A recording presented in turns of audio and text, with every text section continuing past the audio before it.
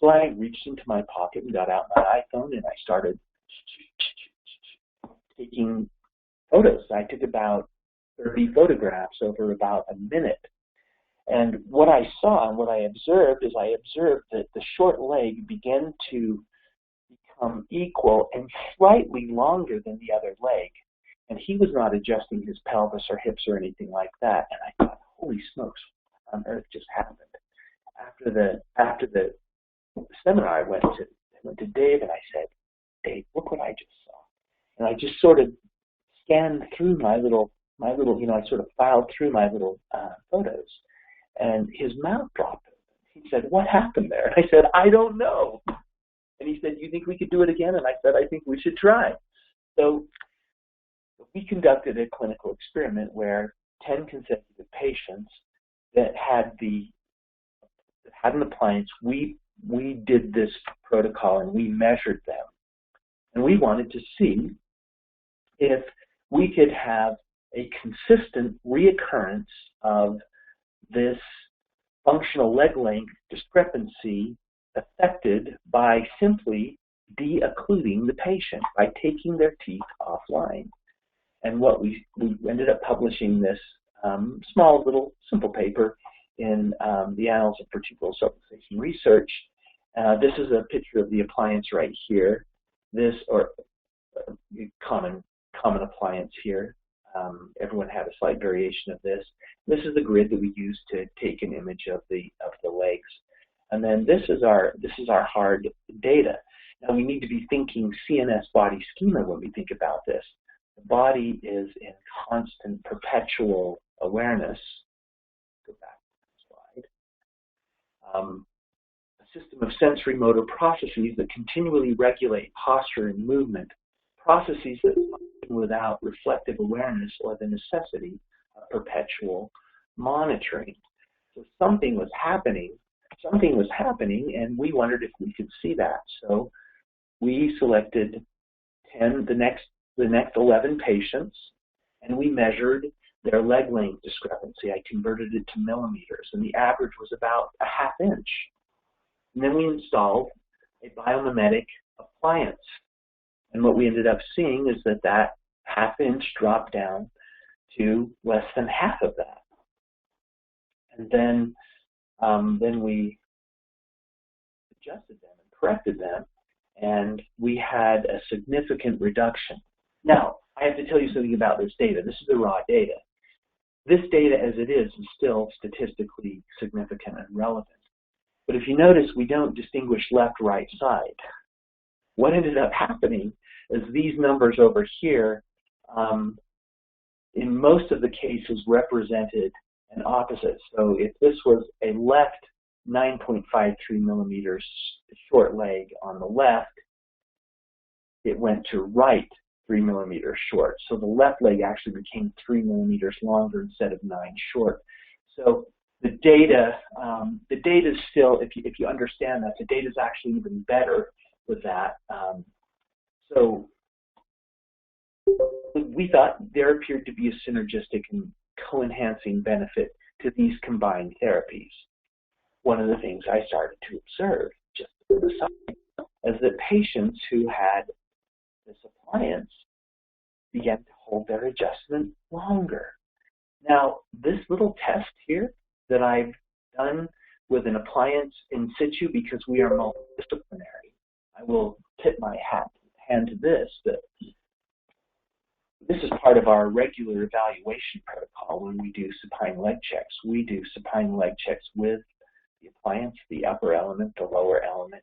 So we have a sort of complex sort of, do I need to adjust this patient, or do I need to adjust the appliance, or do I need to adjust the patient and the appliance? And so it becomes sort of a complex thing, but a real fun thing, because what the patients are really observing and what we're observing is this original idea of innate intelligence, which says, hey, bodies like to be good. Bodies can be straight and balanced, and all the chiropractor has to do is come in and adjust them into that position, and voila, there you go. But in reality, as is the case in practice, sometimes patients end up in revolving door relationships with their chiropractor, and so much for innate intelligence, and even more so, business models develop about the number of visits that are available by insurance, yada, yada. But I don't want to be political, but I do want to suggest that there is a way that we can actually stabilize the craniocervical junction by harnessing the proprioceptive cueing input power of the occlusal system. Real fun stuff. So again, just a refreshing that the CNS body schema is constantly at work. The same researchers, Burwell, Dangerfield, et al., postulated another model in 2011. This is a model that they postulated to explain the migration of functional scoliosis over into more of a structural scoliosis. So this paper is really written on AIS, on adolescent idiopathic scoliosis. And they postulated another model called the neural escalator model. And this is an adaptation model. This is how structural compensation, which may be part of the CNS body schema, which may be part of these transient moment-by-moment adaptations or compensations, I should say compensation, when this long-term compensation becomes a pattern. We all associate meaning with the term pattern. So when we see this long-term structural compensation patternizing, now the body begins to do something about that. And this is the model that they proposed. I think this is the best piece of brilliance to come out of the literature in a long time, and as chiropractic physicians, especially upper cervical specialists, we should glom onto this. This is really, really important stuff. So the observations, some of the observations in the article are that compensated states in the body are by nature less energy efficient. That's why I suggested my definition of maximum resting postural efficiency, because of what we're going to talk about right here in the neural escalator model. These researchers propose that the human body has evolved sophisticated mechanisms to conserve energy through more permanent adaptations. We see that in the tissues all the time, and that these mechanisms then provoke remodeling in the axial and appendicular skeleton, according to what these researchers call the neural escalator model. This is a really cool concept, and here's essentially how it works. I could spend a lot of time on this. This little graphic here is really, really deep. It's a very complex hieroglyphic of functioning, and so you've got essentially sensory input in all its diversity entering the sensorium, moving into and registering or passing through the posterior parietal cortex, entering the central axis, which is the pituitary axis, which is the central nerve, the CNS as well, making a decision about what's happening out here in the periphery, and if it's long-term pattern sensory input, the body is going to make some sort of change to adapt to that. So it's going to release then chemical signals, chemical messengers, growth messengers, that then are liberated into the blood vascular system. And then the CNS, the autonomic nervous system then, through sympathetic modulation of the sympathetic chain, essentially controls and traffic cops this out into the periphery. So by controlling the lumen diameter of the blood vessels, it can route higher concentrations per unit of time of growth hormone to the left side or the right side of the body, etc. So we end up getting real changes in the susceptible regions of the axial and appendicular skeleton. These are called, excuse me, these are called These guys call this the physiologic growth plate exposome. These are areas that are simply listening. It's the smart tissue area, our aspect of the body, and areas that are listening for a signal to do something in the body. So these essentially will basically respond to a structural, to a message, and will begin to remodel. And so this neural escalator model is essentially an epigenetic tempospatial pattern model. It's what these researchers have indicated as the main endogenous adaptation module that actually explains some of the idiopathic scoliosis in adolescents. And so this loop just sort of continues and continues. And if we look at this as a framework for how form and function actually interact in the body, as chiropractic physicians, as physicians in general, this becomes a very useful model. So after working together for about a year and a half and doing a lot of talking, Dr. Singh, Dave Singh, then postulated a definition for occlusion. There wasn't really, I mean, there's a lot of definitions for occlusion, but he postulated that occlusion, or the bite, defines the end point of the body with respect to the plantar surfaces of the feet. And within these two boundaries, all functional spaces for physiologic processes must be accommodated. So this little interface right here, the bite, and the plantar surfaces of the feet, so the bite then really drives something that's going on beyond just the occlusal interface, but has an effect into the whole somatic system of the body. I think this is frankly, a brilliant definition. And by saying that occlusion defines one endpoint of this and affects the plantar surfaces of the feet and all the processes within, I would say that's a pretty bold declaration of real estate acquisition for the dentist. The problem is the scope of practice of the dentist lives right here. They live right here in this area.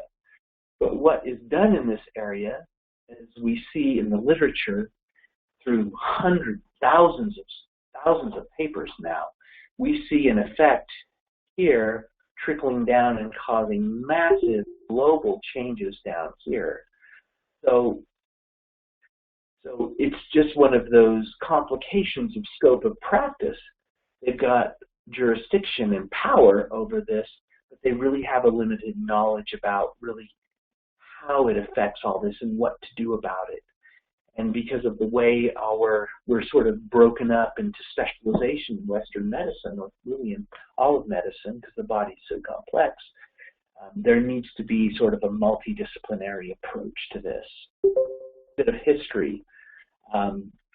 Back, early mid-century, we had a researcher by the name of Dr. Fonder, a dentist, who had a Chicago Dental Research Institute and was making these kind of changes in patients, going from here to here, not with an atlas adjustment, not with a spinal adjustment per se, but with an occlusal adjustment.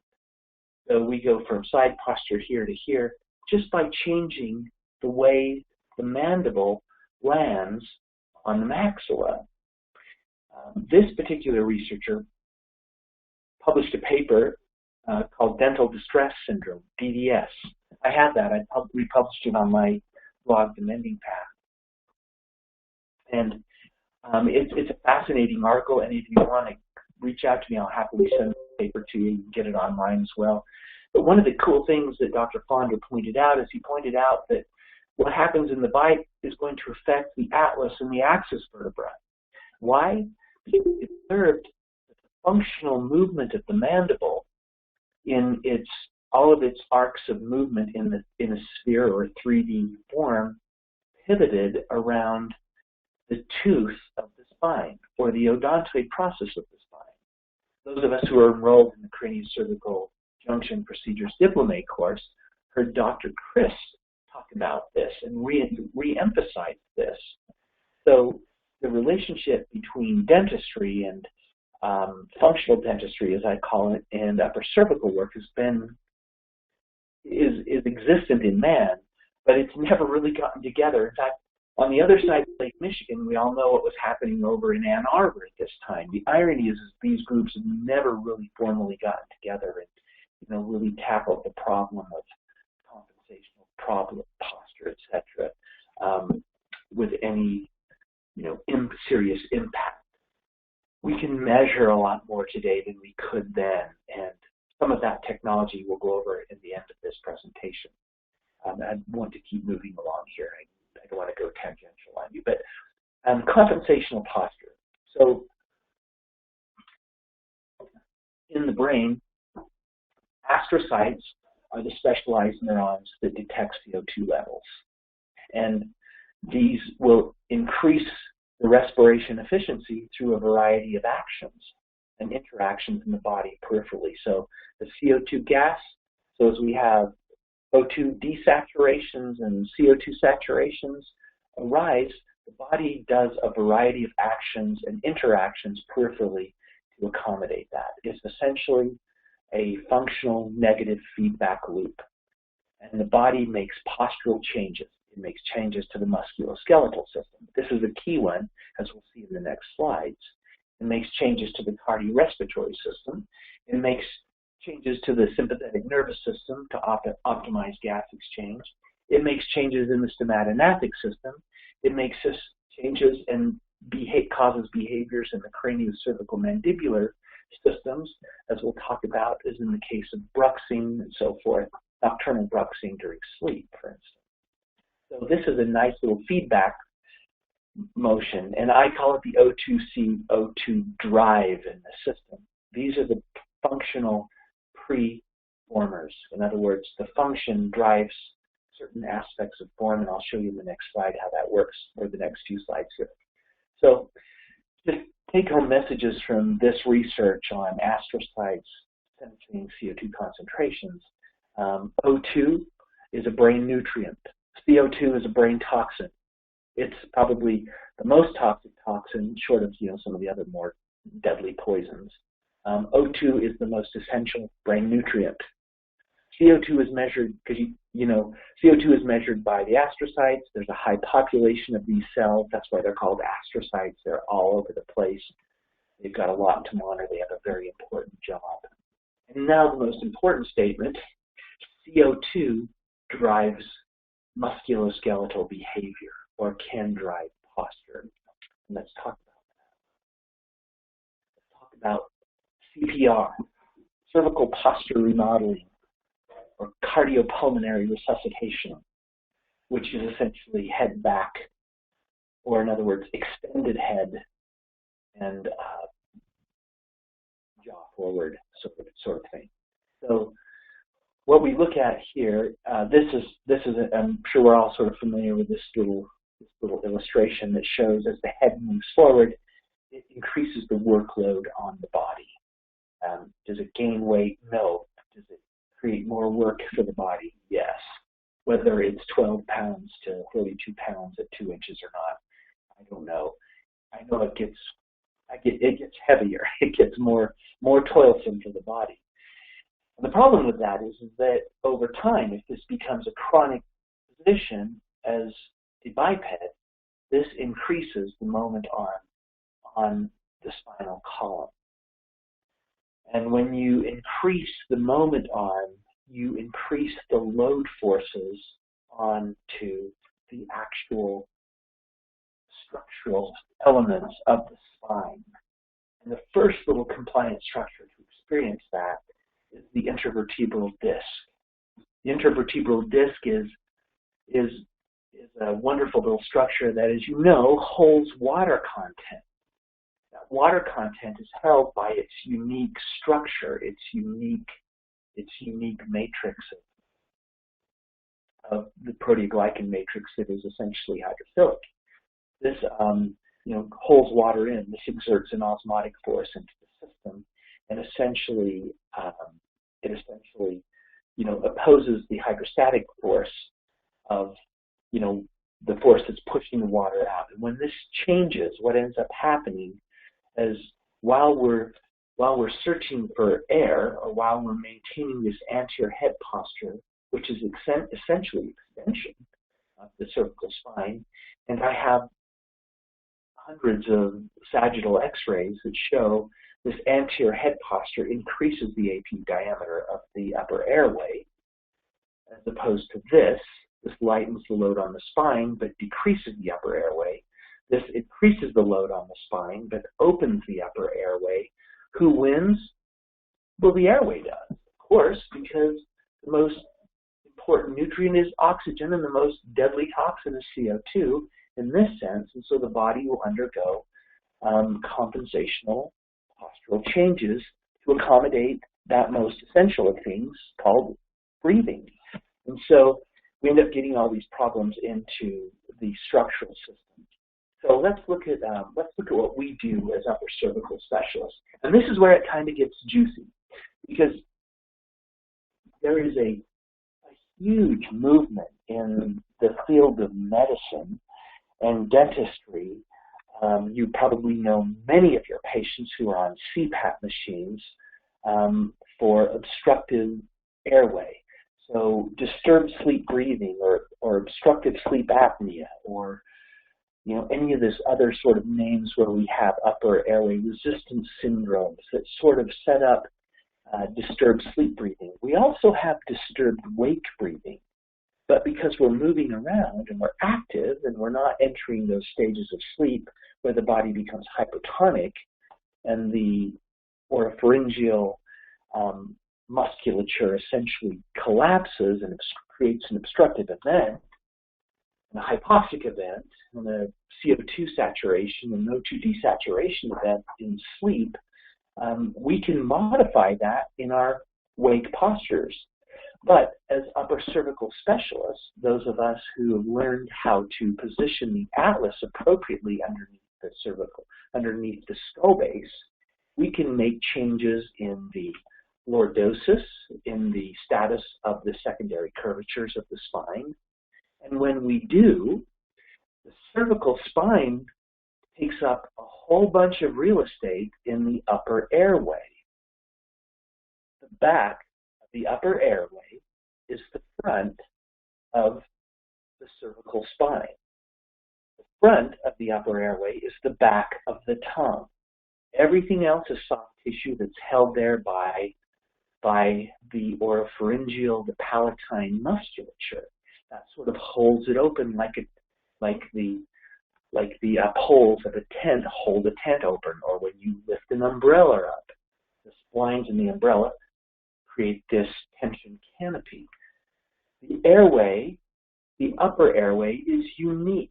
And if you think about it, up here above, anterior to the nasopharynx, we have a lot of rigid cartilaginous structure. It's held open. Down here in the trachea, we have cartilaginous rings that hold the breathing tube open. But in this area right in here, this area is a really sort of, it has a lot of different functions. It has to be an airway, it has to be a foodway, so it has to be a waterway, so we have to be able to swallow in there, so we have to be able to peristaltically collapse it and spring it back open again so that we can breathe. So it's a very, very, very functionally important area.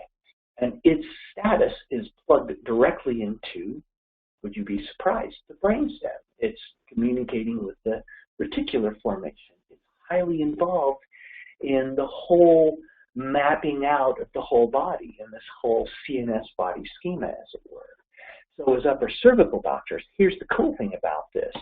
When we give an adjustment, you can make, in most cases, a significant change in the upper airway.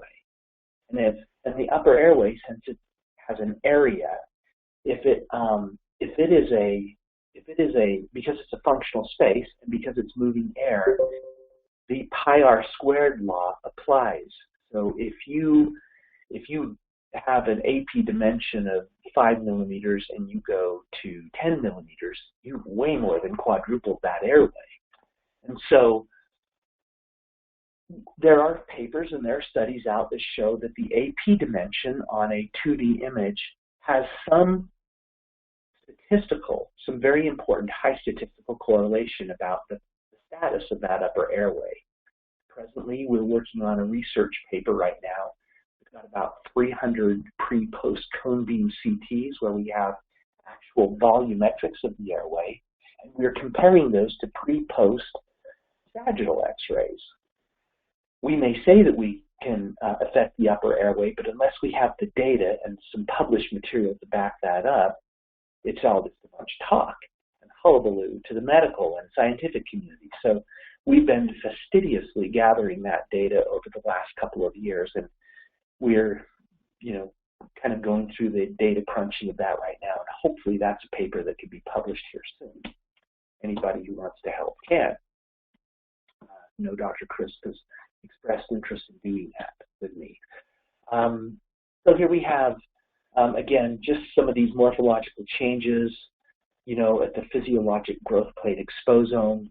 Again, if we stop the clock here for a minute and we just look at this word, physiologic growth plate exposome, we can see this is an area, this is a term that chiropractors should really be glomming onto again, because this shows the actual, this explains the actual morphological change that takes place in the human body by these constant pattern loading problems that the body undergoes.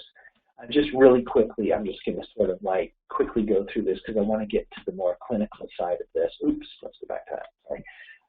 So this is a dry bone study, came out of Sao Paulo in the Sao Paulo Medical Journal. And what this is, I did not color the these articular surfaces, the condyles here, but these guys have noted the disparity in sizes and have suggested that these facet differences provide possible evidence of developmental defects. So when we hear developmental, we can actually think physiological growth plate exposome. We don't have to think genetic. In other words, the gene is not driving this, but external. We will have some questions. Okay. So, sorry, I just saw a little message pop up there. So we will have, there is some sort of signaling influence that's causing this morphological change. Now, this next little statement, just languishing here in the medical literature, is really cool, and we should all like this too. They suggest that presumably such findings are indicative of disturbed geometry of the atlanto-occipital articulation, thereby resulting in clinical symptoms. Wonder if there's head tilt here. Wonder if the head tilt was, if this was left head tilt here. So we see all kinds of these wonderful things, and if you plug this actual finding into the reality of what we see in our patterned patients, and of course all of our patients have patterns, right? Otherwise we'd be taking x-rays of them every time we adjusted them. No, we find a sad dependency on that pattern, which is a topic perhaps of another discussion. But it's an important consideration that there's some force that enacted with this PGPE and essentially remodeled this. There's all kinds of cool things on these skulls. This is a midline, this is a palatine tori, a midline palatine tori. This is huge occlusal forces rock this palate and just cause an epigenetic remodeling of this bone here. Kind of cool. So naturally we have the corresponding atlas elements of this study wherein we see variations and asymmetries of the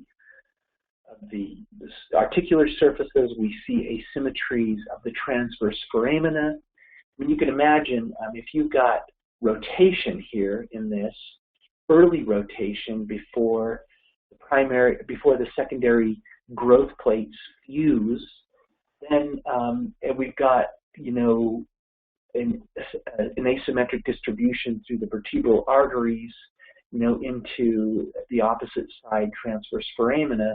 This one's going to enlarge because these soft forces signal the bone to make space for them. This is all epigenetic.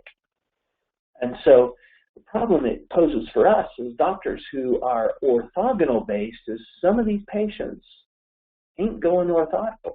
They're not going orthogonal, you know? And so we should sort of consider maybe another look at how we deal with the problem of aligning and reestablishing craniocervical junction, peace, love, joy, and harmony in this area. Because with a 2D film, we see a superimposition of the cranial base. We see a lot of the perhaps some of the posterior skull structures superimposed over this. We certainly see a lot of cervical anatomy from C1, C2, C3, all superimposed over this. And it's very difficult when you're smashing all those 3D structures into 2D imaging to really get in, to distinguish out, well, where is the edge of the condyle as opposed to the atlas? Is this atlas rotated posterior on the left 7 degrees, or is it anterior 1 degree? It's hard to say because of these sort of nuances. So if we can refine our work, I remember Dr. Marshall Dickholt, Sr., wonderful man, but I remember he came and lectured to our class. And I thought he was kind of a nut for saying this, but as I contemplated his words over the years, I thought this man was spot on. He said that when we adjust the atlas, we're doing bloodless brain surgery. Bloodless brain surgery. You know, but now I see that. So it really pays to know the sacred terrain we're treading on, and if we can see that more clearly, without all these shadowy distortions presenting what we think we're seeing there. What are we really seeing? I think it makes us better upper cervical specialists. And, you know, it's time for us to enter the 3D world, basically. I don't do any adjusting. I haven't done any craniocervical junction procedures without 3D imaging on a patient for the last 2 years, year and a half at least. And it presents new complexity, new problems. The topic of how to grapple with that is not the topic of this presentation, but I'm just going to sort of go through these. We're recording this. You can go back and look at a lot of these quotations that essentially talk about epigenetic remodeling in the body. I'm not going to talk about, this is a whole topic. I want to move into our more clinical aspect. I reached out to Dr. Mark Lamancha, who taught the neurological component. He got some access to these slides, gave me permission to share these. But these are really cool. A lot of the epigenetic research is coming out of, obviously, pharmaceutically funded research projects and so forth, but it really suggests that epigenetics, epigenomic medicine encompass a new science of brain and behavior. And they're already providing unique insights into the mechanisms underlying brain development, evolution, neuronal and network plasticity and homeostasis. In essence, the etiology of diverse neurological disease and neurological regenerative processes. Talks about how the protein driving the structure building machinery of the cell has a memory, and it essentially can continue to create structural change. This is probably the coolest statement. If you know, this is, of course, is all targeted at the pharmacological effect here, but they suggest that the pharmacoeconomic therapies will promote accelerated recovery of impaired and seemingly irrevocably lost cognitive, behavioral, sensory motor functions through epigenetic reprogramming of the endogenous regional neural stem cell fate decision. In other words, they can tell chemically a stem cell what to do. So when you get the language of a stem cell, that means you've got jurisdiction over regeneration of the body. You can direct the structure to regenerate and remodel. And this sort of neural network plasticity, even though we don't bring a pharmacological solution to the table as upper cervical specialists, we stand firm and powerful in this idea that we bring, because the body's constantly processing sensory information, because we have the problem of dealing with our bodies in the gravitational field. We are huge players in this epigenetic context of human health. And we really need to use I believe, the language and the concepts that are presented in epigenetics to hold our place at the table. Go through these, read these, you can put them on pause and read them if you'd like. I'm just going to move into the next little section here rather quickly because I think we're getting towards the end here, and I wanted to present some stuff. In just a moment here, I'll go down and jump ahead. I was rambling. So let's talk about the teeth now. The teeth directly and how they influence the body. So, like this quote by Feynman, it doesn't matter how beautiful your theory is, and it doesn't matter how smart you are. If it doesn't agree with experiment, it's probably wrong. I agree with that. So, looking at teeth, form and function. Most dentists look at teeth individually. Fewer dentists look at them in a more complex way of looking at them as grouped. We look at teeth, we can look at the structure of teeth. It's a wonderful thing to do. When we look at teeth all clustered together, we take into consideration that what we do on one tooth in one position of the dental arch has an impact on the opposing two teeth below or above it. That's sort of a group function. Some consider that that actually has an influence on the temporomandibular joint. Most give a casual nod to it, but when in doubt, take it out. Occlusion tends to be a common thing that I've seen in a lot of general dentistry when installing, doing a filling or something like that. The best and coolest way to look at teeth is in this general somatic context. Here the tooth is just a tooth. Here the tooth is in a larger community of other teeth, but in the somatic sense, a somatic perspective, the tooth is in the community of whole body. So what we've done in our clinic is, because we recognize the power of occlusion in the whole body, we have had to adopt some unique technology that actually measures occlusal forces over time, plantar forces over time.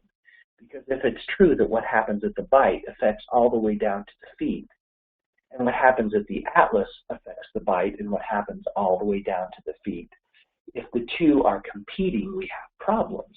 If the two are in harmony, we have happiness. So here we see a common, but not completely 100% of the time predictable phenomenon. Oftentimes we'll have increased force. These vertical columns are representative of force, bite force, occlusal force. Here we have a corresponding right rear or left rear quadrant force impact here. So we will see these patterns in our patients when we measure these.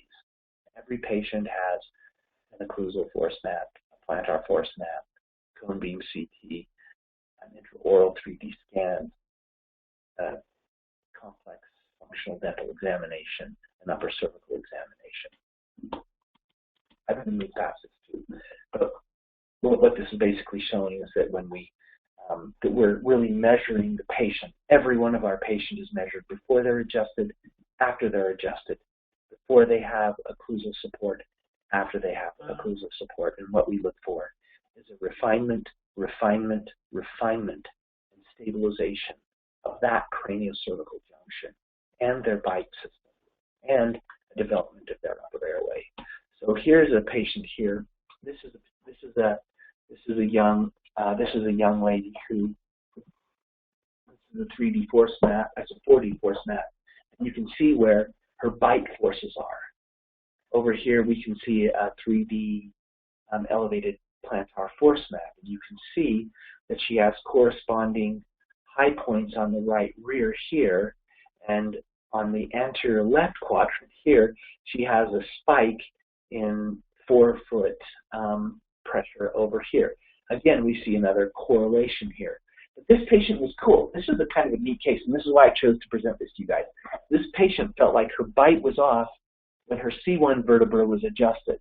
So she would have headaches and neck pain and hip pain and knee pain and the whole full sort of cascade of pain all the way down her body when her atlas was out of alignment. She would come in, I would adjust her atlas, she would, quote, clear out from a chiropractic perspective. Her neck would feel better, her shoulders would level, her hips would level, her legs were both symmetrically toned, etc. But her bite would feel off. Then she reported that gradually her bite would return to normal, but then when it did, she felt that her atlas was slipping out all along. So this sort of went around and around and around. So the adapted bite posture was kind of part of this problem. We'd get her in alignment, but all she had to do was spend a night or two, swallow, 5,000 or 7,000 times, and that little tug influence from the craniocervical mandibular system as she went through a function just degraded the integrity of the craniocervical junction alignment. And she was in a complex 4D pattern, not just a structural pattern, but a temporospatial pattern. How did we do this? We had to adjust her C1, balance her hips, her legs, and then adjust her bite. And this is what the force maps look like. So you remember here, she was essentially heavy on the right here. She had heavy occlusion on the right here.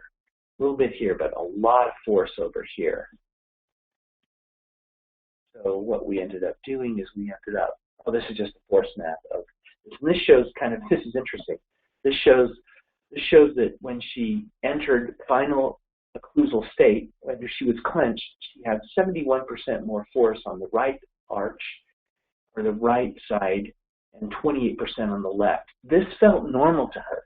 So when she was out of alignment, when I would put her atlas in, and this changed, as you will see that it did, her bite, quote, felt off. This is what felt on, okay? This is how adaptive the body is in this. So what ended up happening then is we adjusted her atlas, and we saw something kind of cool. We saw, boom, this dropped out and shifted over here.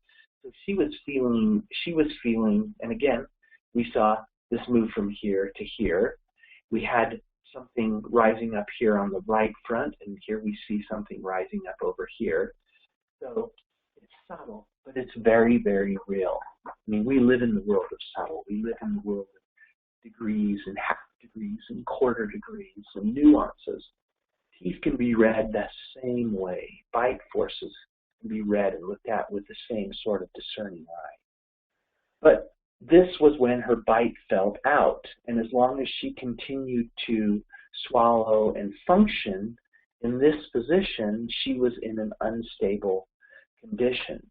So at this point, we have not adjusted her bite.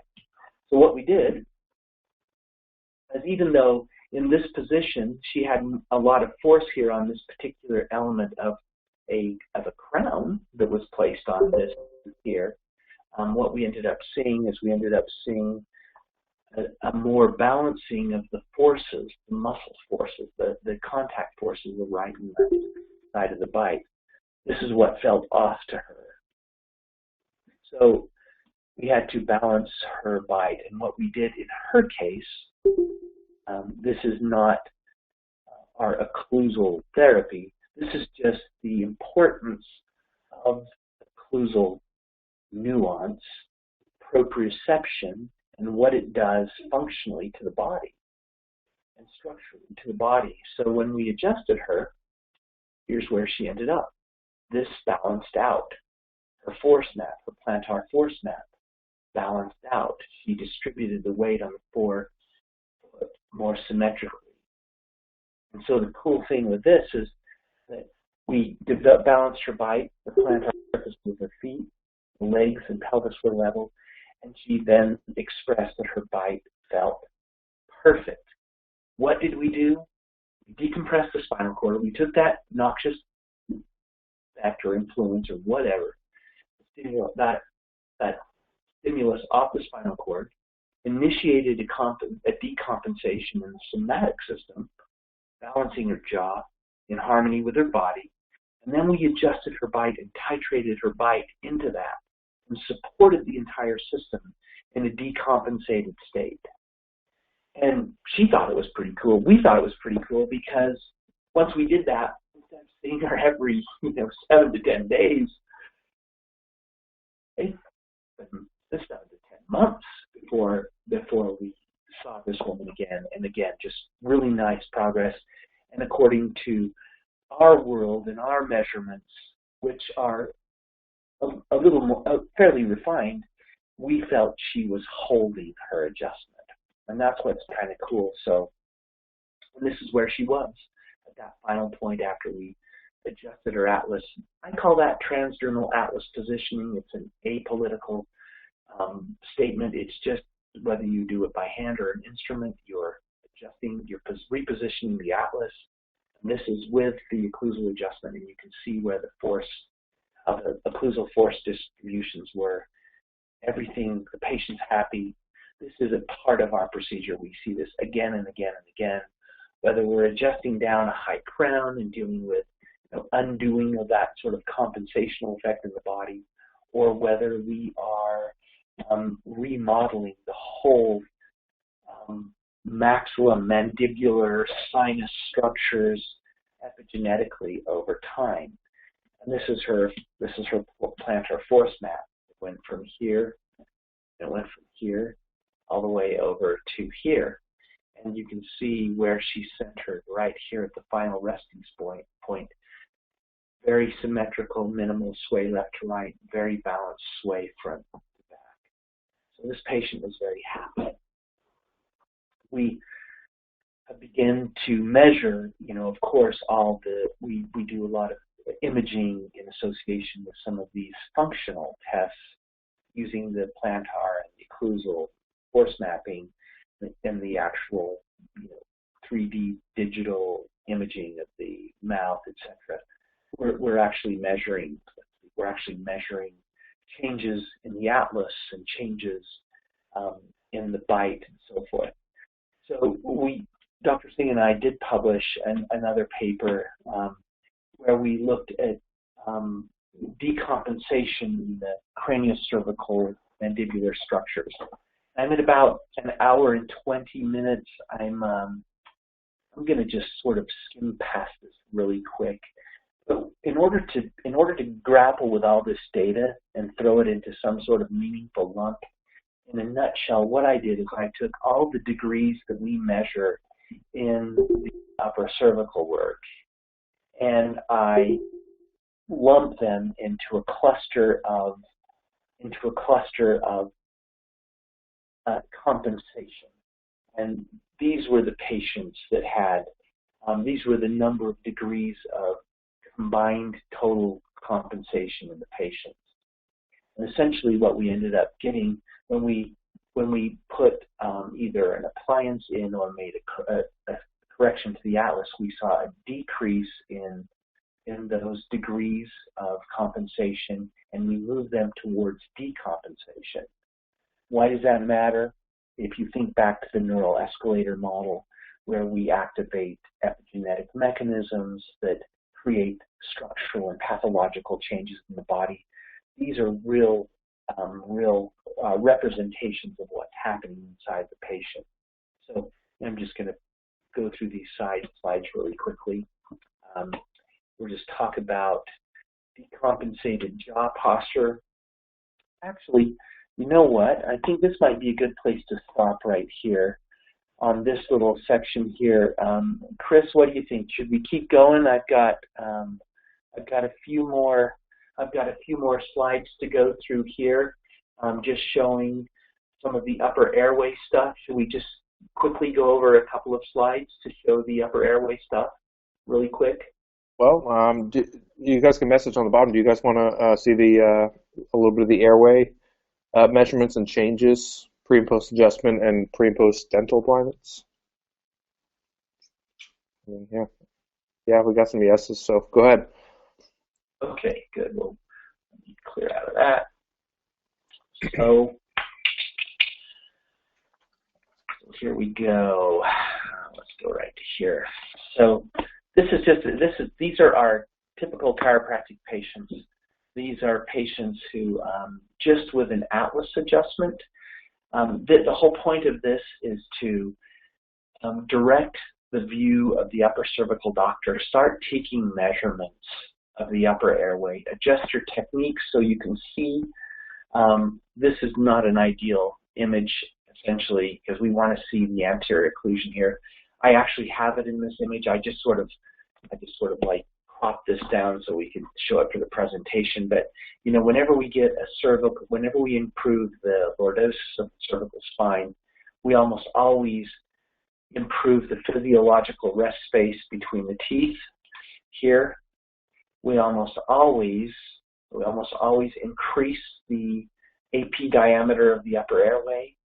Those of us who have been doing this work for some time notice that when our patients sit up after a good reduction of the atlas subluxation, they take in that deep breath, and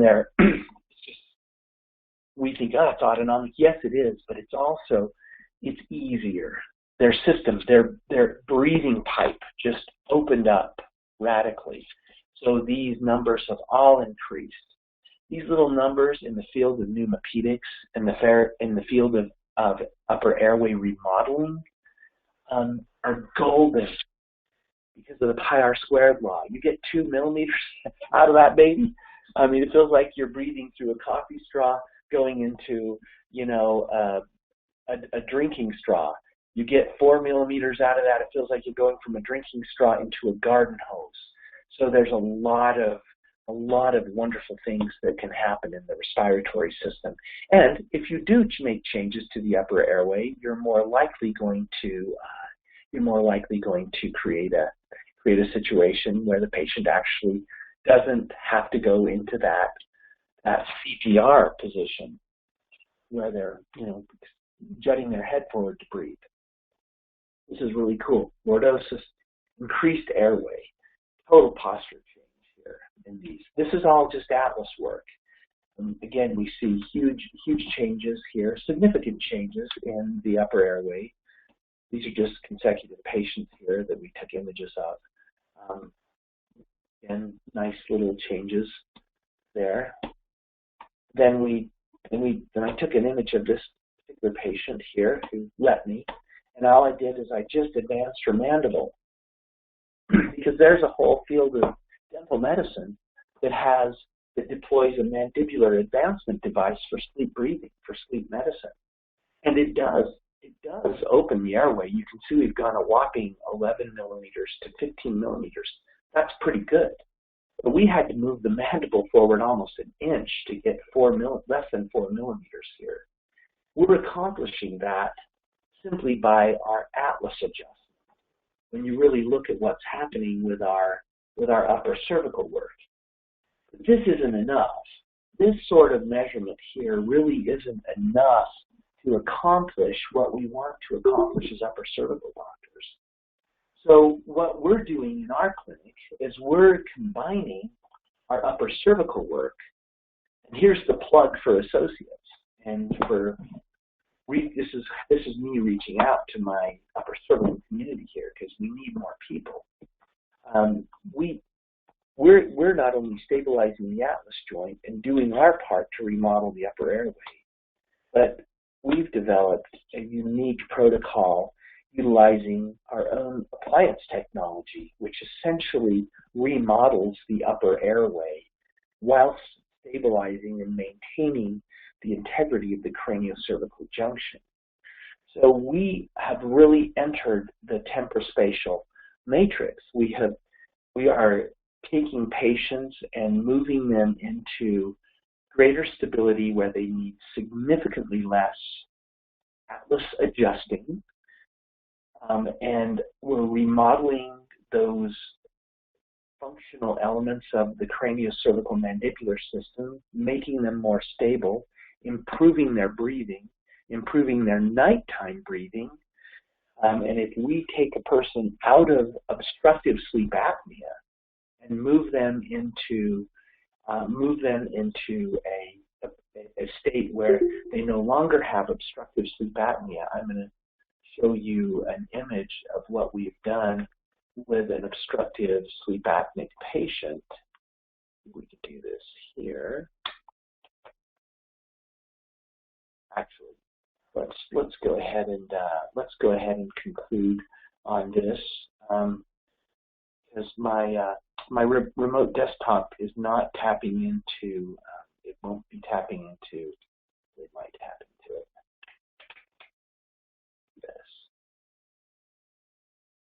This is kind of fascinating.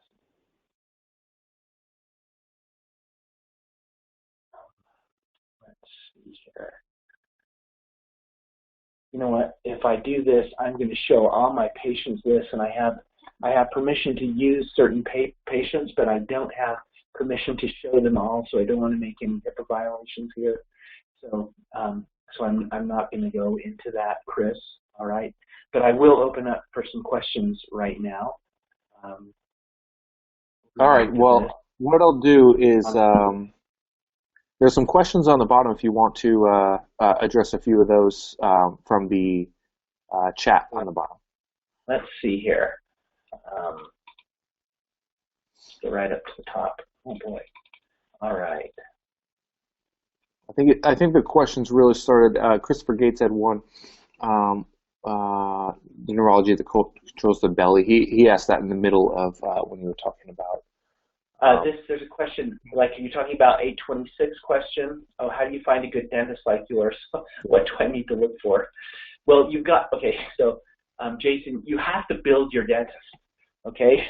This takes a lot of, like a lot of training, a lot of orientation for a dentist to sort of come onto this. And let's see, okay, so that's the first question. How do you find a dentist to, like mine? Let's see. He should be trained by mine. So Dr. White is a brilliant dentist, a brilliant clinician, a brilliant educator, and essentially kind of gets the whole somatic idea of this. He practices dentistry chirocentrically. I practice chiropractic denticentrically. So you have to have this sort of like synergy. So you know, it's challenging to find a dentist who will sort of grab onto these concepts. Jason, this is something that it's like the upper cervical specialist. That there's a reason that we're not, you know, we're not everywhere yet. We can be and should be. So just keep trying to find them. Reach out to us if you have occlusal problems. Nelson asks, how did you adjust the mandible? That's the beautiful thing. So the mandible can either be the cart pushing the horse, or it can be the horse pulling the cart. And so the only way we adjusted the mandible in these cases that I presented here is by changing the relationship of the head on the atlas. In the case of the patient example that I presented, we actually went in after adjusting the head and the neck. The mandible sort of decompressed and repositions itself, and it's in harmony with, you know, the head, neck, shoulder, scapula, etc., everything else, because it's so connected to all those structures, mechanically, structurally, functionally, etc. And then we just adjusted the surfaces of the teeth to stabilize it there and make it stay. Dr. Salisbury says, what do you charge for a general sleep apnea patient to undergo this treatment? Is it a package deal where they pay up front? How much? Oh boy. So we use to enter our appliance system, it's usually about $12,000. We essentially do not put together a package deal. Everything's sort of a la carte. They pay that. They buy the appliance up front. But there's a lot of analysis, a lot of imaging that goes into play, you know, with that sort of work, because every patient, I mean, just for the upper cervical work, that's about $2,700 of that, to get their cone beam CT, to get it analyzed, to get the MAP scan, the T scan. So there's some basic metrics that basically give us the information that we need to accurately diagnose and determine whether or not they do need to enter into the the sort of like the epigenetic pathway of remodeling that area. So and then after that, there's just office visits for adjustments. Those diminish. Those become sort of hyperbolic. And the patients, more often than not, are holding and then just go and readjust our appliance. We adjust our appliance, basically accommodate the remodeling growth that we see in the bite. So we see changes in intramolar width, we see changes in intraoral volume, we see the cessation of bruxism, clenching, we see the behavioral programming of the masseters and the lateral pterygoids, medial pterygoids, the temporalis muscles. We see increased sinus space around the turbinates. We see the resolution of palatine tori. I know that's just an amazing one, because you think that little, if you reach into your mouth and you've got a bump on the roof of your mouth, you're a clencher, you're a grinder. It's not a grinder, you're a clencher.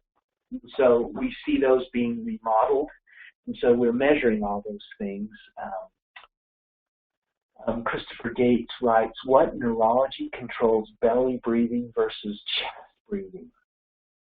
That's a good idea. That's a good question. I don't know. I always have to sort of like concentrate to breathe from my belly, and I think it's something that you can probably ingrain and train, but don't quote me on that. I'm sorry, Christopher, I don't really have it. Oh, let's see, and then he goes on to say, what is the significance for adaptation? How important is it for people to be breathing from the diaphragm? Well, whether you're breathing from your ribs or from whether you're doing more diaphragmatic breathing, what I'm primarily concerned with, Christopher, not that your question isn't super important and relevant for other, sort of like maximizing gas exchange in the lungs, regulating, that sort of autonomic system. What I'm concerned with that is the apertures for air inlet, which should come in through the nose, into the nasopharynx, down into the upper airway, into the trachea, out into the bronchial tree. So I'm not sure. What I want to do is make sure that regardless of the mechanism that drives the breathing, we're actually creating the adequate inlet. So think combustion engine, this is an air filter. This is a K&N filter as opposed to a little congested, restricted air filter here. If that makes any sense. So I can't really speak to your question in terms of breathing differentiation. How long, Jason asked, how long with an appliance and upper cervical adjustment did it take between your pre and post laterals to see the changes you showed us? Those were the same day. Those were without an appliance. Those airway changes, this is the whole point, Jason. I'm glad you asked this question. We often don't look at what's happening in front of the cervical spine. We just spend all of our time looking right in the cervical spine. And we're just as guilty as ignoring what's happening in front of the cervical spine as our patients are. So what's happening out here, we're as oblivious to as the dentist is when he looks right in the mouth to do the dentistry and looks right. He could pull the uvula beside, and guess what he's looking at? He's looking at the craniocervical junction. He just doesn't know it because there's a fence line there. There's a boundary line there. And if I can emphasize anything with this presentation, it's to start looking outward into those other structures and start measuring them, Jason. These changes that we had here and here and here and other images that I didn't show you, those are all essentially pre-post atlas adjustments. So I would say, looking at those, you tell the patient beforehand it may affect their jaw. Nelson, we're because we have not only a technology side of handling, diagnosing, and treating this problem, we also have a marketing vetting technology that actually selects these patients out. We really attract a more complex, multidisciplinary patient because as far as our clinic is concerned, as far as our protocol is concerned, there are a lot of guys that can adjust the atlas around here, and I'm really sort of targeting those patients that need more complex multidisciplinary approaches. So when I sit with a patient, by the end of my new patient encounter and my review of their symptoms and my discussion with them, and I give that time liberally, frankly, and I don't charge for it. That patient is telling me they know how their jaw is involved in it, and they know then that the jaw has to be addressed. Again, if you can see these things coming and you can talk about them with the patient, and if you can present a coherent treatment protocol, Nelson, the patients are so relieved that it, has something to do with their jaw, and that you can actually do something about it. Otherwise, they're sort of like left sort of despondent, like, oh, I don't want my jaw to go all crazy on me. Like, no, your jaw must go crazy, but guess what? We have a nice straitjacket for it, and we can rehabilitate it, if you will. You're seeing a lot of questions here. If you see a bite force plate and a foot force plate that have drastically different patterns, does that indicate anything in particular? Yes, it does. And it's different in different cases.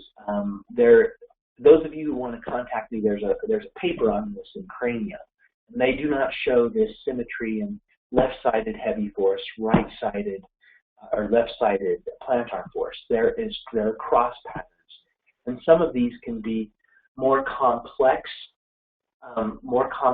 cases.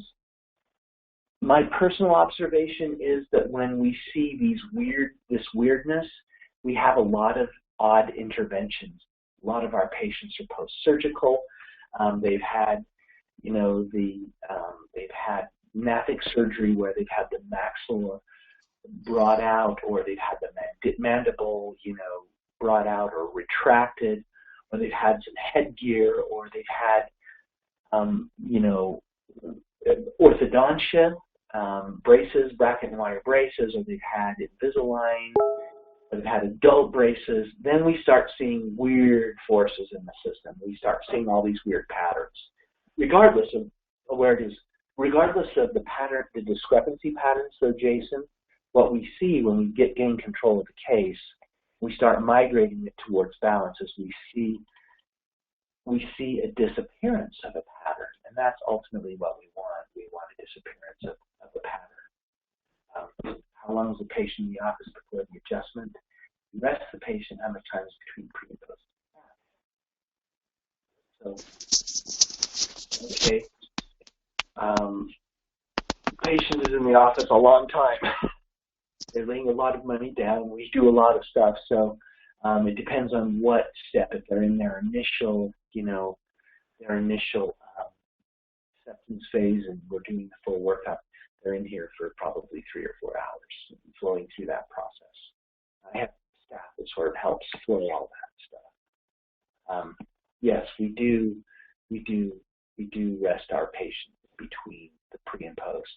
45 minutes is what I found is to be the most stable.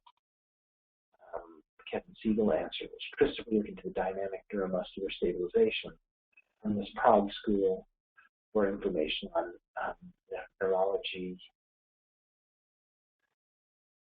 diaphragmatic breathing. Okay, good, thanks. I don't know, is that an occlusal thing? Is that an occlusal thing, Kevin? I don't know if it is or not. I know there's a neuromuscular appliance, which my experience has tended to be, that it creates a pretty consistent posterior open bite, which then is solved by a full mouth reconstruction, and then you've got all this other stuff in there. So I don't think that's an ideal pathway. What brings patients into your practice? Symptoms, posture, dental. Mostly symptoms. It's mostly symptoms. It's mostly referral. Well, Lauren, what are your positioning instructions for the lateral cervical regarding job? I have several. I have a resting neutral, and I have if they're super upright, I just tell them to just rest. Just say you've been sitting there for a moment and you've settled into your normal posture. I want to see normal posture. I don't really provoke or coax any posture unless I see a lot of aberrant posture, then I will coax them. But usually it's just resting posture. When we do the upright CT, I've got a large field of view CT, and so we can, in essence, this is sort of the range of CT that we can actually find. Oh, it's already running. This is the full range we see on CT. So we can see a lot of the head and cervical spine on CT. Again, the posture for that is essentially just a neutral standing upright posture. I don't correct for head tilt. I don't correct for any of those things because with the manipulation attributes of an upright cone beam CT scan, I can find my perfect S lines and my perfect arches and all these perfect things that are part of our upper cervical work. I'll do that.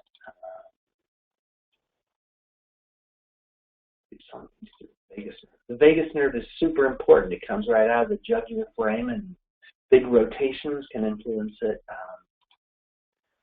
Okay, not an occlusal thing. So in my world, so many things are occlusal things.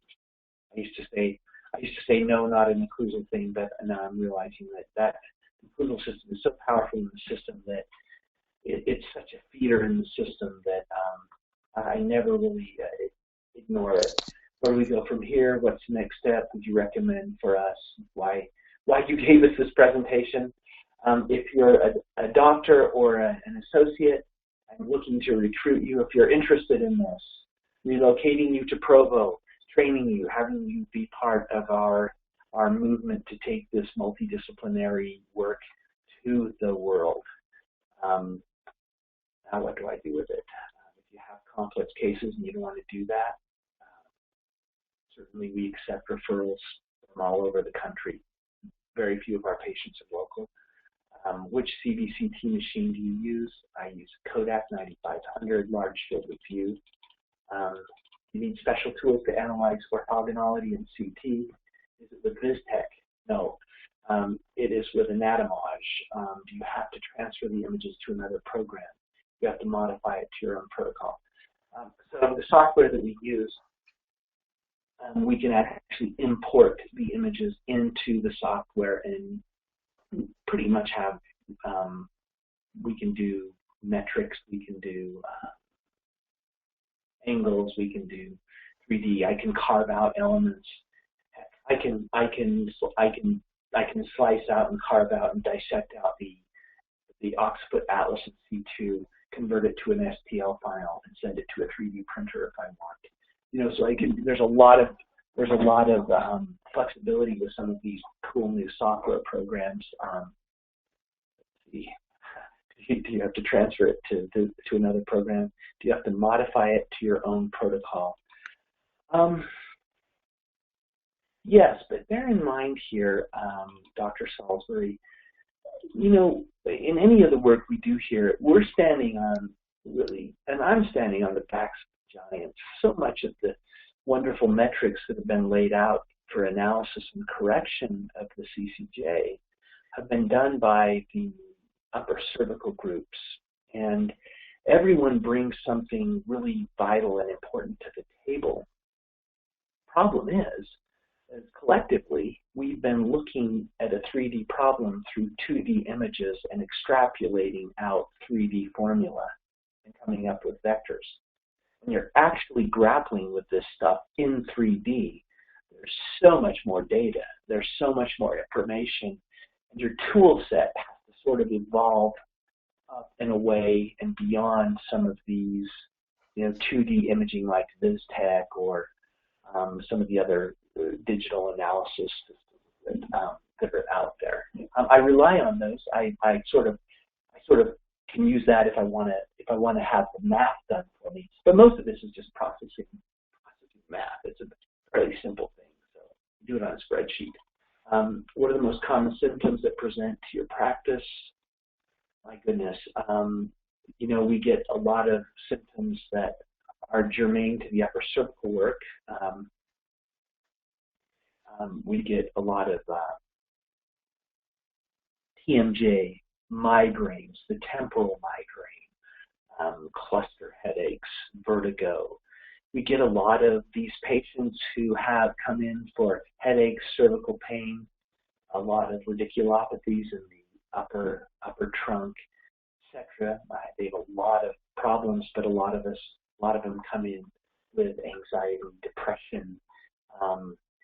Most of them they have low blood oxygen saturation. They have signs of clenching, biting, you know, grinding their teeth. They don't even know it.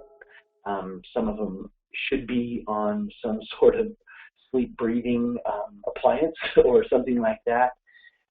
And so we get a lot of those headaches, those types of patients that typically seek out an Atlas specialist, but also those symptoms overlap with some of the sleep breathing TMJ specialists as well. We get a ton of those patients, so we have a protocol that sort of takes them all in.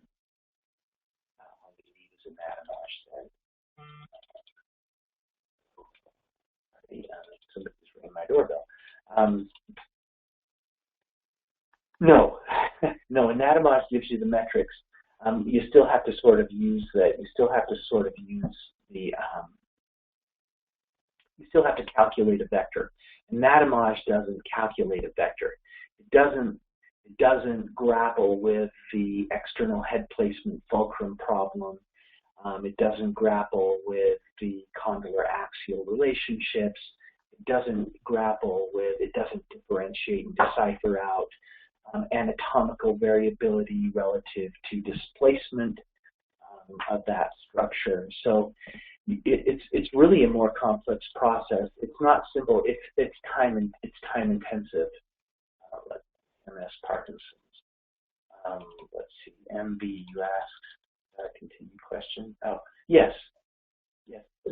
Primarily, a patient doesn't. Although we've had MS patients come to us, you know, because of Dr. Rosa's work and some of the, you know, the MS work that's out there, and from the, you know, some of the stuff that.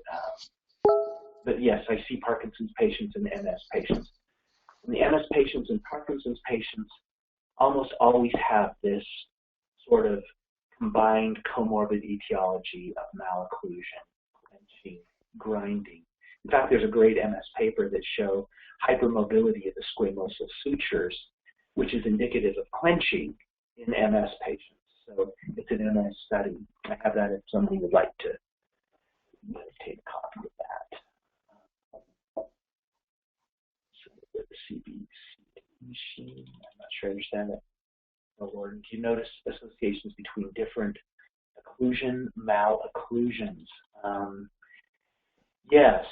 So malocclusions are widely classified in some of the classifications of malocclusion. Malocclusion is a general term. It's like atlas subluxation. So the dental world has relationship considerations between molars, classes between molar disrelationships, between mandible malocclusions, where we have class 1, 2, or 3 malocclusions, whether it's retruded or protruding. So there are different problems associated with that. For instance, if you're a class 2, you have a retruded mandible, you almost always have a super forward head posture, maybe even hypolordosis, and you have a restricted airway space. And so there's all kinds of different classifications of malocclusions, similar to what we see in our world with, say, an ipsilateral or a contralateral or type 1, type 2, type 3, type 4, out of pattern, whatever. Depends on what your focus and specialty is. Bill, yeah, any symptoms such as headache and sleep apnea? Absolutely. Absolutely. Those are probably the most common. You're welcome, Dr. Salisbury. Right. Tips for which specs are needed in a cone beam CT. What is the price for a reasonable use CT with those specs? No, you know, that's a tricky one. Used ones are hard to find, but you want to get the largest field of view that you can. How did you start this? How did you go from AO doc practice to a team with a dentist to from his special treatment center? Well, Dr. Connor, it's just the opposite. I hired the dentist. I first hired a dentist in 2012 to work with me on stabilizing my patients. I invested heavily in dental operatory, a CBCT machine, and all the bells and whistles and tricks that you need in a dental clinic. So basically what I did is I built a job. I built a fun, exciting job for a dentist, and I enticed them into a chirocentric practice. So the treatment center is essentially my center. It's sort of my idea, which, you know, came out of the observation and the early introduction to Dr. Singh and our communications and so forth. So yeah, it just started out with the observation of what the power that the occlusal system had into the cervical spine, and how it was destabilizing my patients. So essentially, that's how we began this. So and it's taken literally 4 or 5 years to really write and develop marketing technology, patient management technology, special software that we've had to modify and adapt. You know, we've got an easy cool million in the clinic, just in infrastructure. So any positive results with MRI flow studies, such as Dr. Rosa is doing with CSF and blood flow?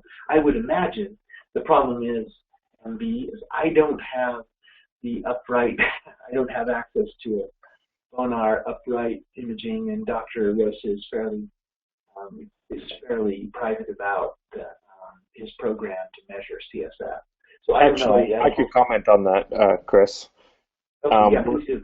Because we're about to get that. We're talking right now with the local imaging center who's been doing our upright MRIs, and we're talking to them about buying the SinuFlow software for the upright MRI. So who is it? Dr. Rashay Bell up in Spokane, Washington, actually got her local imaging center to buy it. It's approximately $70,000. But if there's enough interest locally to send consistent imaging to that center, unless you have an upright MRI in your office, there is a possibility to get installed.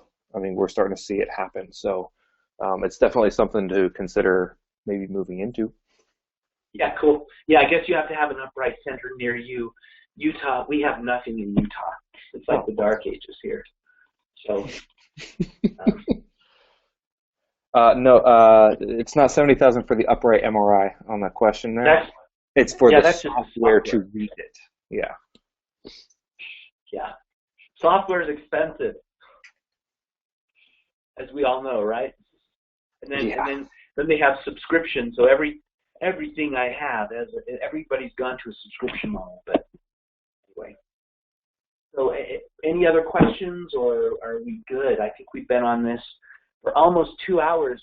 What a diehard group, and we've only had a little bit of attrition here. I think most people have still stayed through with us on this. So anyway, my email's there. I'm very interested about taking on associates and teaching and bringing them into the work. I need that. My associate is leaving in June, and he's a wonderful man. He's done a wonderful work for us, and if you are that person or know of that person, please reach out to myself or to Dr. Slinger. Absolutely, and just to re-comment on that, I've gotten to know Dr. Chapman. We've become good friends, and I'll tell you, the opportunity he has is unlike any other from everything that we've been talking about, even including just a business model and an opportunity to grow. You'd be walking into an opportunity of a lifetime. So if it's not you and you know somebody looking, do them a benefit and get them in touch with Dr. Chapman. Overall, guys, we have this recorded. Dr. Chapman and I are going to be talking about if we need to, how we're going to cut it, but we may do questions or not. But at some point, we will have that released. So if you know anybody that should see this information, make sure you send it to them once you see it. And I'll probably just post it through Facebook once I upload the video, just a link to it on Facebook. Okay? All right, beautiful. Thank you for listening in. Thank you for tuning into this really wonderful, awesome subject. Yeah, thanks everybody for coming. Thank you again, Dr. Chapman. This was awesome. Thank you for your time and for pulling back the curtain a little and letting us see what you've been diving into. Oh, there's so much more. That's the key. There's so much more. There's all the inner workings of all this stuff and how it all works over time. It's so cool. It really is where we can go as upper cervical specialists. It's just such a neat thing to see how we can fit in a community of healers, sophisticated, technologically advanced, scientific-based healers. Well, thanks everybody again, and hopefully we can pull something together again sometime, and if we come up with some cool topics, we can get together as a webinar community. This is a kind of fun way to connect. So everybody have a good night, and we'll talk to you soon.